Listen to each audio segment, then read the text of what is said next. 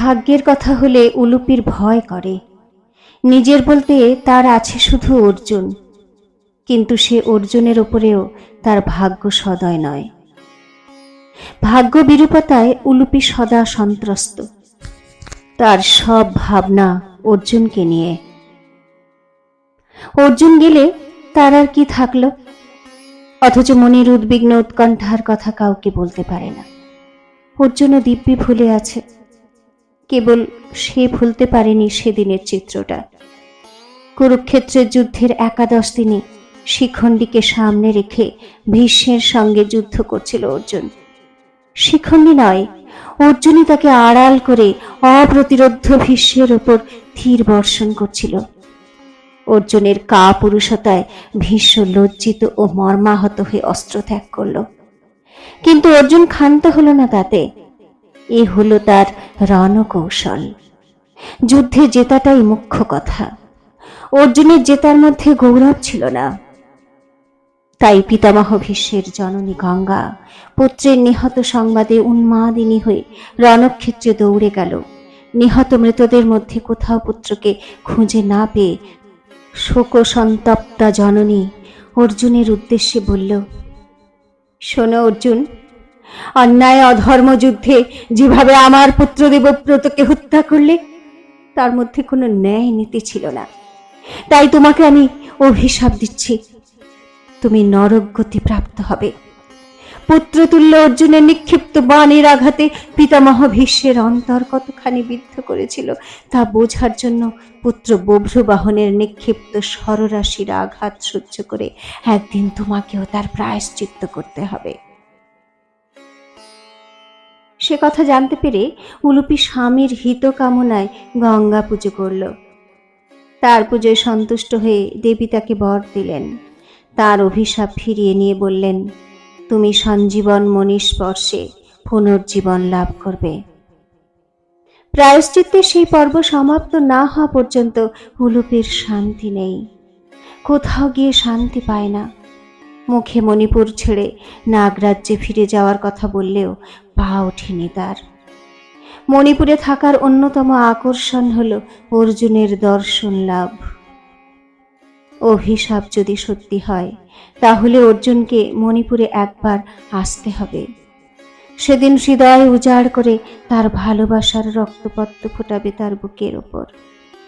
তাতেই হবে অর্জুনের মুক্তি, তার সব পাপের প্রায়শ্চিত্ত। শুধু অর্জুনের হিতার্থে তাকে মণিপুরে থাকতে হবে। নিয়তি নির্দিষ্ট জীবনের সেই নাটকের সূচনা করল যুধিষ্ঠিরের অশ্বমেধির যজ্ঞ। হ্যাঁ, যজ্ঞের ঘোড়াই সব গন্ডগোল পাকিয়ে তুলল। অশ্বমেধের অদ্ভুত দর্শনের অশ্ব দেখতে রাস্তায় ভিড় জমে গেল। অশ্ব তো নয়, শিল্পীর হাতে আঁকা এক বাহারি ঘোড়া। মেঘের মতো গায়ের রং, মুখের সামনেটা সোনালি লোমে ঢাকা, দুপাশে অর্ধচন্দ্র চিহ্ন, লেজের লোম পশমের মতো মসৃণ, চকচকে সিঁদুরের মতো রাঙা, জিভ আগুনে শিখার মতো লাক লাক করছে, চোখ দুটি গোলাকার সূর্যের মতো জলজল করছে। অশ্বকুলে সেরা হওয়ার গৌরবে যেন অশ্বটি গদগদ। তাই তার গন্তব্য পথের ওপর কোনো নিয়ন্ত্রণ নেই, নিজের মর্জিতে চলেছে। অর্জুন নিঃশব্দে অনুসরণ করছে তাকে, কিন্তু বভ্রুবাহন তো পিতাকে চেনে না, এমনকি তার নামও জানে না। তাই পিতা পুত্র মুখোমুখি দাঁড়িয়ে দুজন দুজনাকে চিনতে পারল না। পাণ্ডবদের কর্তৃত্বর কাছে পরাভব স্বীকার করবে না বলে বাজির পথ আগলে দাঁড়ালো। তার লাগাম ধরে বলল, এ বাজি আমার। অর্জুন শশব্যস্ত হয়ে বলল, তরুণ, এ বাজি খেলনার বস্তু নয়। এর গতিরোধ করার অর্থ হলো মহারাজ যুধিষ্ঠিরের সঙ্গে প্রত্যক্ষ সংঘর্ষে জড়িয়ে পড়া। তোমাকে দেখে তো রাজপুত্র মনে হচ্ছে, তুমি কি সংঘাত চাও? তবে বিচার বিবেচনা করে কি বাজি ধরেছ? বভ্রুবাহন মৃদু হেসে বলল, জানি মহাত্মন, হঠকারিতা করব কেন? শৌর্যে বীর্যে আমাদের রাজ্যকে খাটো করে দেখার কিছু নেই। যে কোনো বড় যুদ্ধের জন্য প্রস্তুত হয়ে আপনার অশ্বের গতি রুদ্ধ করেছি। আপনি এই যুদ্ধ চাইলে যুদ্ধ হবে, তার জন্য অনেক সময়ও পাব। তার আগে আমাদের রাজ্যের আতিথ্য গ্রহণ করে আমাদের ধন্য করুন। অর্জুন অবাক হয়ে জিজ্ঞেস করল, এ রাজ্যের নাম কি? মণিপুর। এ রাজ্যের রানী চিত্রাঙ্গদা, আমার জননী। তুমি কার পুত্র? ধনঞ্জয়ের। জন্মাবধি পিতাকে দেখার সৌভাগ্য হয়নি, তিনি কোথায় তাও জানি না। অর্জুন স্থির হয়ে চেয়ে রইল বালকের দিকে। বলল না সে তার পিতা, বরং পিতা পুত্রকে দিয়ে এক নতুন খেলা সূচনা করলেন বিধাতা। বিধাতা তার পরিণতির দিকে চেয়ে রইল। বভ্রবাহনের মুখে সব শুনল উলুপি এবং চিত্রাঙ্গদা। দুজনের দিকে চেয়ে রইল অবাক বিস্ময়ে। কয়েকটা মুহূর্ত তারা দুজনে প্রাণপণে লড়াই করছিল এক অবরুদ্ধ ভাবাবেগের সঙ্গে।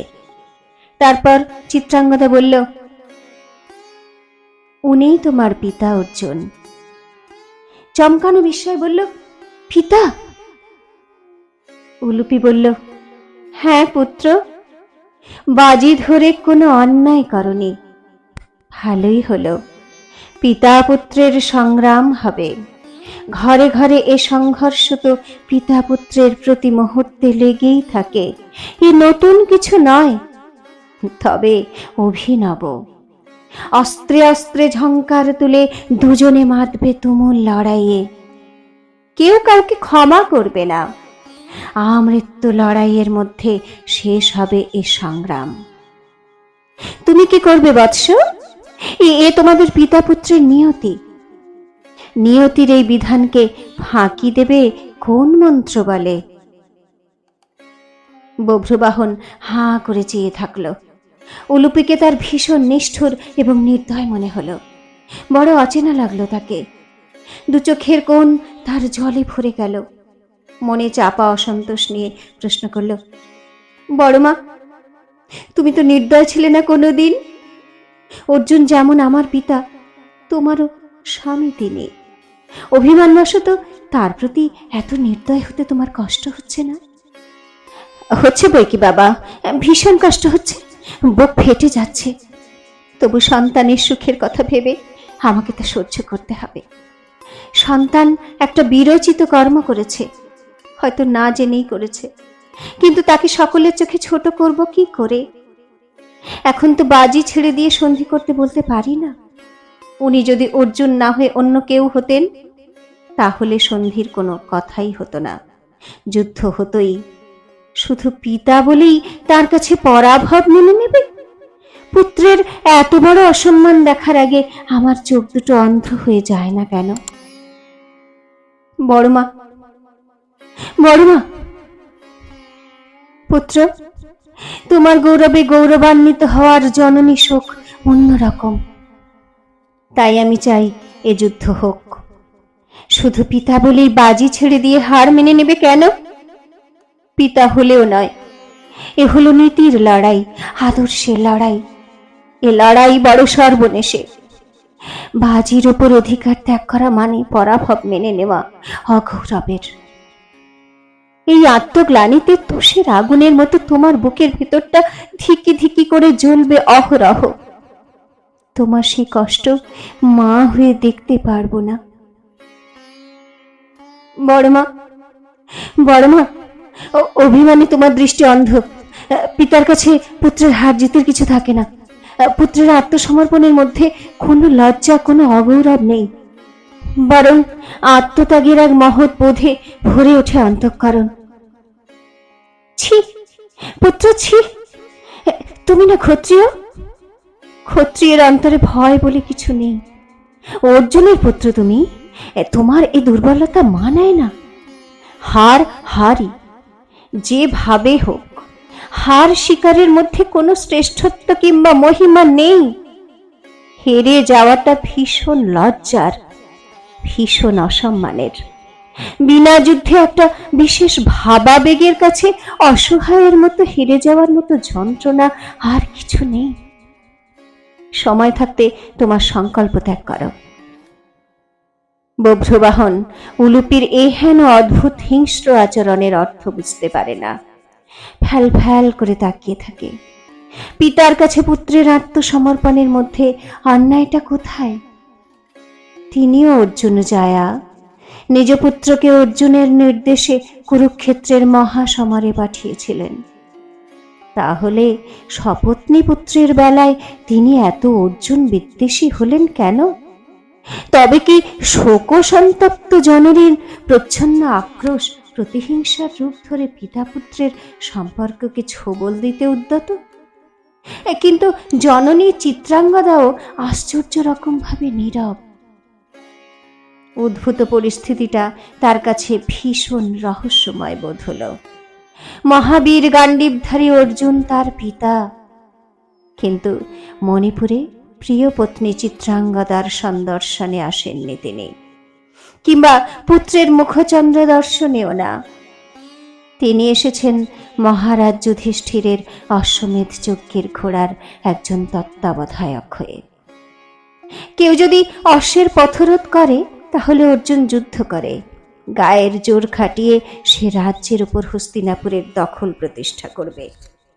কিন্তু কিন্তু মণিপুর রাজ্যের ক্ষেত্রে তো সে নিয়ম খাটে না, কারণ এ রাজ্য তো কার্যত তাঁরই।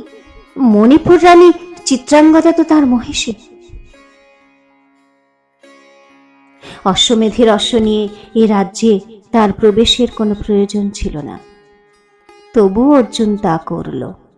কিন্তু কেন করল এর কোনো সঠিক জবাব খুঁজে পেল না বভ্রবাহন। বরং যত সময় যেতে লাগলো তত বিস্ময় বাড়ল।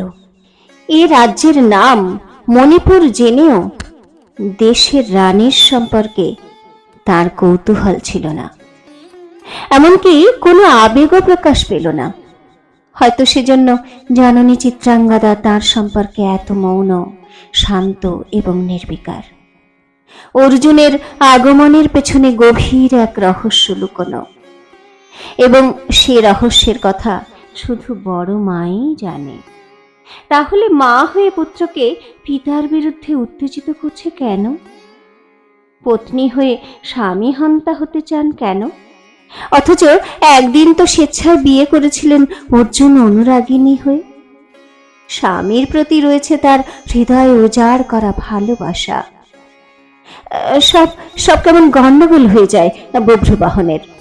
যুদ্ধে পাছে পিতৃহন্তা হতে হয় তাকে, তাই পিতা পুত্রের দ্বন্দ্বযুদ্ধে প্রবৃত্ত হতে তার মন সায় দিল না। এক তীব্র আত্মযন্ত্রণায় বভ্রবাহনের হৃদয় দগ্ধ হতে লাগল। একটা অশুভ কিছু হওয়ার আশঙ্কায় তার মনটা খারাপ হয়ে গেল। বভ্রবাহনের কিছু ভালো লাগছিল না।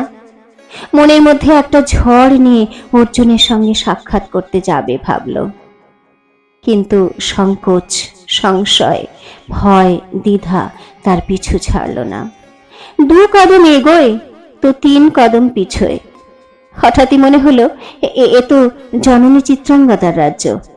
অশ্বমেধের অশ্ব ফেরত দেওয়ার সঙ্গে জননীর মান মর্যাদা জড়িয়ে আছে। তাছাড়া অর্জুন তার স্বামী, তার পুত্রের জনক, সুতরাং তার অনুমতি ও সিদ্ধান্তই শেষ কথা।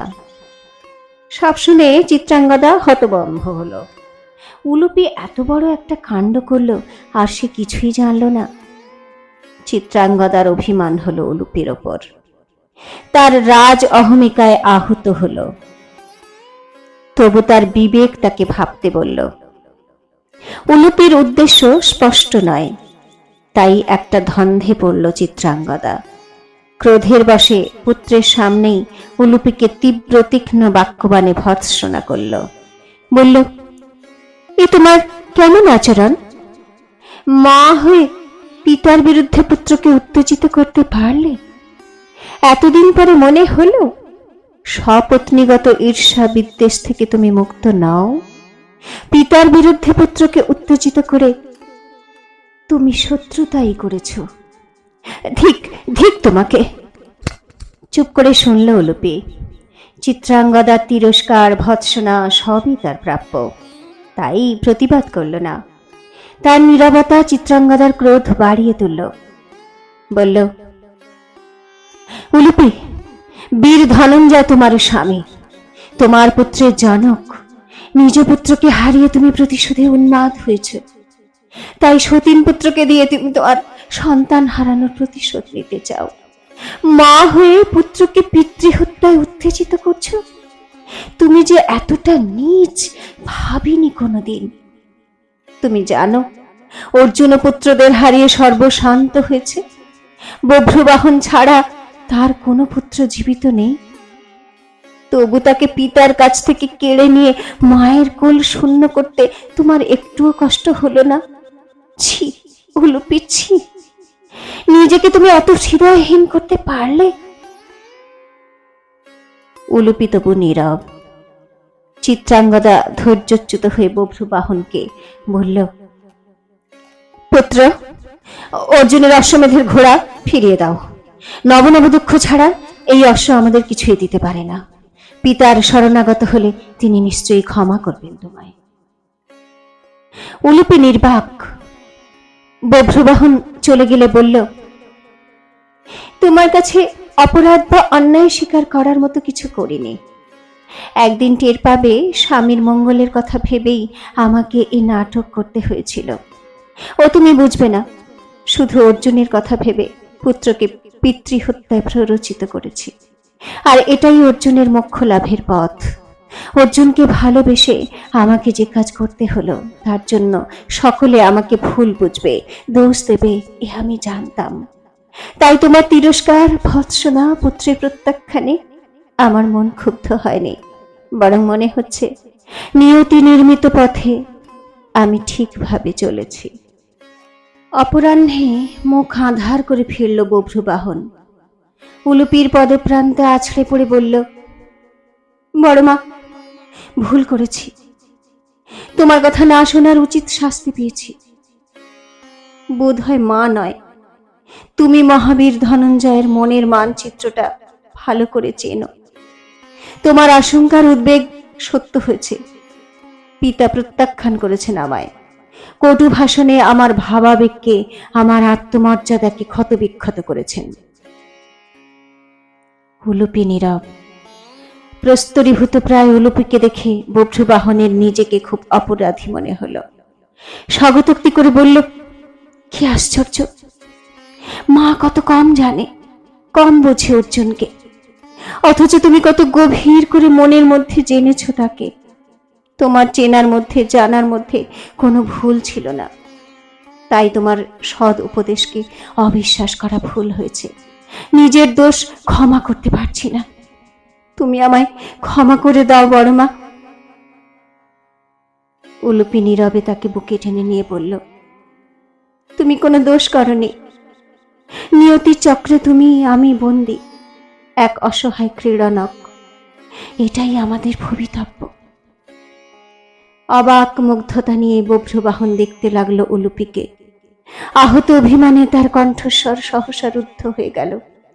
বেশ কয়েকবার ঢোক গিলে বলল, পিতার ভৎসনা তিরস্কার আমার দেহ মন জুড়ে গভীর ঝংকারে বেজে যাচ্ছে।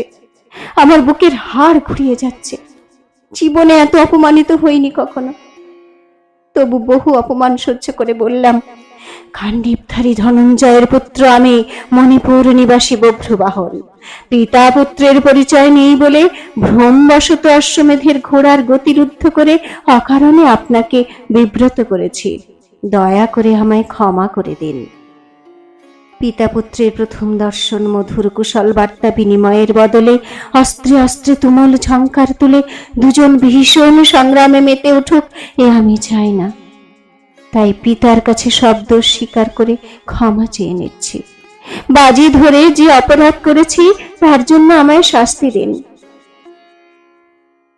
অর্জুনের দু চোখ সহজে বাষ্পাচ্ছন্ন হল, কিন্তু নিমেষে চোখের জল গোপন করে বাজখাই গলায় বলল, তোমাকে অর্জুনের পুত্র বলে স্বীকার করতে ঘেন্না হচ্ছে। অর্জুনের ছেলে কখনো ভীরু কাপুরুষ হয় না। পিতৃপরিচয়ের দাবিদার হয়ে অর্জুনকে ছোট করতে পারো তুমি, একথা তোমার মা জানলে ক্ষমা করবে না।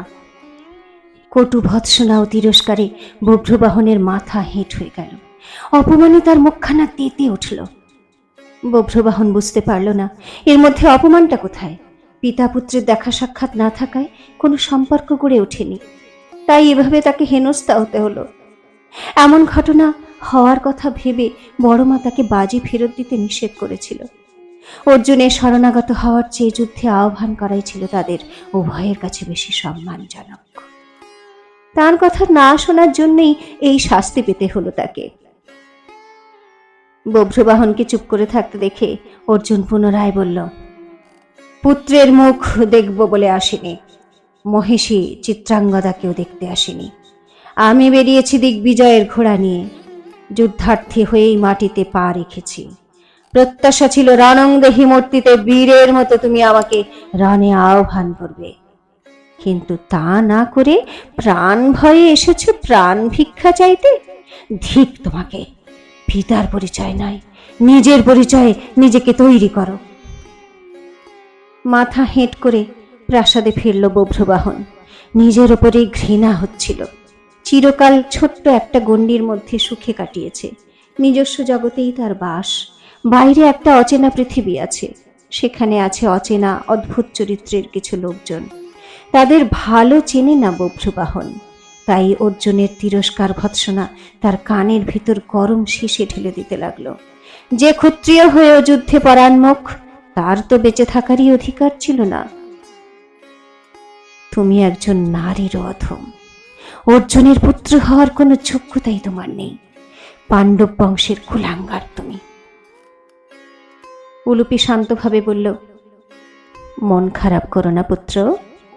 তিনি যখন যুদ্ধ চাইছেন তখন অস্ত্রে অস্ত্রে তুমুল ঝংকার তুলে রণরঙ্গে মেতে উঠে দেখিয়ে দাও অর্জুনের পুত্র অর্জুনের চেয়েও বীর। অর্জুন কোনোদিন তার গৌরব স্পর্শ করতে পারবে না।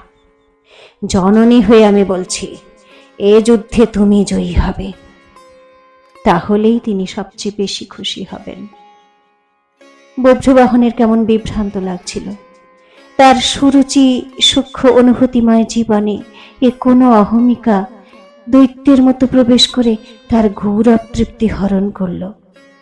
অর্জুন তাকে যাই বলে থাকুক, তবু এই সুদর্শন অদ্ভুত মানুষটির প্রতি এক রহস্যময় আকর্ষণ এবং তাকে বিপুলভাবে জয় করার এক আশ্চর্য উন্মাদনা ভিতরে ভিতরে তাকে অস্থির করে তুলল। যুদ্ধের উন্মাদনার এক অদ্ভুত অনুভূতি সৃষ্টি হলো। শুরু হলো যুদ্ধ, পিতা পুত্রের মরণপণ সংগ্রাম। মদমত্ত দুই বীরের পদভারে মেদিনী থরথর করে কেঁপে উঠল। এ হলো পিতা পুত্রের নিয়তি। গঙ্গার অভিশাপে তাহলে বভ্রবাহন পিতৃহন্তা হবে? বিবর্ণ ভয়ে উলুপি চোখ বুঝল। চারদিক থেকে এক উন্মত্ত হিংস্র আক্রমণে দুজনে মেতে উঠল। এ হলো মরণ কামড়, কেউ কাউকে ছাড়বে না। ভয়ে ছিটকে গেল উলুপি। যা হচ্ছিল পিতা পুত্রের মধ্যে চোখ মেলে দেখাও তা বিপজ্জনক। তবু দু চোখ বন্ধ করে সে যুদ্ধ দেখছিল। অনুভূতির প্রতিটি রন্ধ্র দিয়ে অনুভব করছিল এক মহান মৃত্যুর আতঙ্ককে। চিত্রাঙ্গদা হতভম্বের মতো চেয়েছিল পিতা পুত্রের লড়াইয়ের দিকে। কেমন একটা অদ্ভুত আচ্ছন্নতার সঙ্গে প্রাণপণে লড়াই করতে করতে বলল, উলুপি উলুপি, এ কোন সর্বনাশের খেলা শুরু হলো? অর্জুন তো পিতা, ক্ষমা প্রার্থী পুত্রকে সে ক্ষমা করতে পারল না। হ্যাঁ, এমন ঘটনা তো স্বপ্নে হতে পারে, ভাবতে পারেনি উলুপি। উলুপি উদাস গলায় বলল, যুদ্ধ এড়াতে পুত্রকে তো পাঠালে, পারলে রাশ টেনে ধরতে। যা কিছু ঘটে তা জন্মের বহু আগে থেকে স্থির হয়ে থাকে। তোমার আমার চাওয়া কিংবা ইচ্ছার দ্বারা নিয়ন্ত্রিত হয় না। আমরা শুধু খেলার পুতুল। চিত্রাঙ্গদা কথা বলতে পারল না। উলুপির দিকে হতবুদ্ধির মতো চেয়ে রইল। তারপর হঠাৎ জিজ্ঞেস করল, তুমি তুমি সত্যি বিশ্বাস করো আমরা পত্নী হয়ে জননী হয়ে এই সংকটে কিছুই করতে পারি না? এটা কি সম্ভব? ওর চোখে চোখ রেখে থমথমে গম্ভীর গলায় বলল, আমার মত চাইছো কেন? এই যুদ্ধের জন্য আমাকেই কি দায়ী মনে হয় তোমার? সমাধানটা আমার হাতে বলে কি তোমার বিশ্বাস? অসহায় ভাবে চিত্রাঙ্গদা বলল, তুমি তো বভ্রবাহনের বড় মা, তোমার মতামত আমার কাছে সকলের চেয়ে বেশি মূল্যবান। উলুপি অনেকক্ষণ ধরে ভাবল, নিজের নখগুলোর দিকে চেয়ে রইল তন্ময় হয়ে। আত্মমগ্ন দুটি চোখ আর মন তখন আর কোনো আত্মজনকে নয়, শুধু বভ্রবাহন আর অর্জুনের কথাই ভাবছিল। জটিল মন দিয়ে নানা রকম বিচার বিশ্লেষণ করল। বেশ বুঝতে পারল এ হলো পিতা পুত্রের ছল করা এক যুদ্ধ খেলা। স্নেহ, ভালোবাসা, মমতা, শ্রদ্ধা অন্তিম আঘাত হানবে না কারো উপর। পিতা পুত্রের এই লড়াই হয়তো অনন্তকাল ধরে চলতে থাকবে। নাভি থেকে হঠাৎ একটা শ্বাস উঠে এলো। বলল, কিছুকাল আগের একটা ঘটনা মনে পড়ে গেল। যদিও তার সঙ্গে এই ঘটনার কোনো মিল নেই, তবে যুক্তি হিসেবে তা প্রয়োগ করা যেতে পারে। হয়তোবা একটা মীমাংসা সূত্র বের হওয়া সম্ভব। ঘটনাটা তুমিও জানো। গান্ডীব নিয়ে অর্জুনের খুব গর্ব ছিল। কেউ যদি গান্ডীবের অপমান করে, তাহলে অর্জুন তাকে হত্যা করে গান্ডীবের সম্মান রক্ষা করবে বলে প্রতিজ্ঞা করেছিল। কুরুক্ষেত্রের যুদ্ধের 17 দিনের মাথায় কর্ণের হস্তে পাণ্ডবেরা লাঞ্ছিত হলে যুধিষ্ঠির ক্ষিপ্ত হয়ে অর্জুনকে গান্ডীব নিয়ে কিছু কটুবাক্যে ভৎসনা করলে অর্জুন জ্যেষ্ঠের শিরশ্ছেদ করতে উদ্যত হয়েছিল। তখন কৃষ্ণ তাদের বিবাদের মধ্যস্থ হয়ে বলল, প্রিয় সখা, তুমি তো ক্রোধে হিতাহিত জ্ঞানশূন্য হয়ে সর্বাগ্রে হত্যা করেছ তোমার চৈতন্যকে, তোমার শুভ বুদ্ধিকে, তোমার বিবেকও নিহত। জ্যেষ্ঠের প্রতি তোমার শ্রদ্ধা ও ভালোবাসাও কবন্ধ হয়ে পড়ে আছে ভূমিতলে। তোগুলো হত্যার পর আর কি হত্যা থাকতে পারে? রক্তমাংসের নরদেহটাকে হত্যা করলে তুমি নরকগতি প্রাপ্ত হবে। কথা শেষ হলে বুকের পাঁজর কাঁপিয়ে দীর্ঘশ্বাস পড়ল চিত্রাঙ্গদার। বলল, ঠিক বলেছ। পিতা হয়ে অর্জুন শরণাগত পুত্রকে ক্ষমা না করে, রক্ষা না করে পিতৃধর্মকে হত্যা করেছে। এও এক ধরনের মৃত্যু। তাহলে গঙ্গার অভিশাপ তো ফলে গেছে, তবে আর যুদ্ধ কেন? তারপরেই নিজের অজান্তে স্বামীর অবহেলার জন্য বুকের ভেতর পাক দিয়ে ওঠে ছলো ছলো কান্নার ঢেউ। মনের যন্ত্রণা চেপে সে শঙ্খধ্বনি করল। আকুল প্রার্থনা নিয়ে অর্জুনের বুকের ভেতর বিচিত্র একটা আবেগ সৃষ্টি করল। সেই সুরেলা ধ্বনির ভেতর থেকে কে যেন বলে উঠল, অর্জুন, অনেক আগেই তুমি নিহত হয়েছ। আর কেন? এবার যুদ্ধ থামাও, অসি ছেড়ে ছেলেকে বুকে নাও, তাতেই তোমার মুক্তি।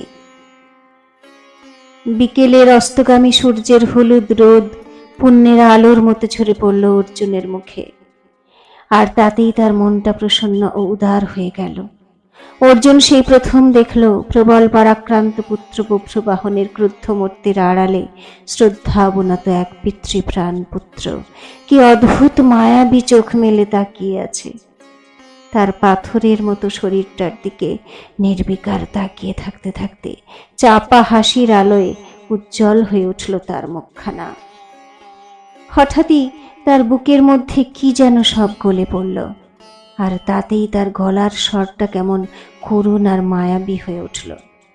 বভ্রবাহনের হাত দুটো ধরে আবেগ কম্পিত কণ্ঠে বলল, বভ্রবাহন, আমার ছেলে, তার কিছু হলে সইতে পারবো না। শঙ্খের আওয়াজের ভেতর তার কথাগুলো আর্তনাদের মতো শোনালো। আশ্চর্য, কোনো ক্ষোভ, অভিযোগ নয়, মৃদু হাসির আভাসে উজ্জ্বল হয়ে উঠল বভ্রবাহনের যৌবন দৃপ্ত সুরল মুখখানা। মুগ্ধ আর অপলক চোখে তাকিয়ে রইল অর্জুনের দিকে। কেমন এক গভীর প্রশান্তিতে আবিষ্ট হয়ে গেল তার চেতনা। বলল,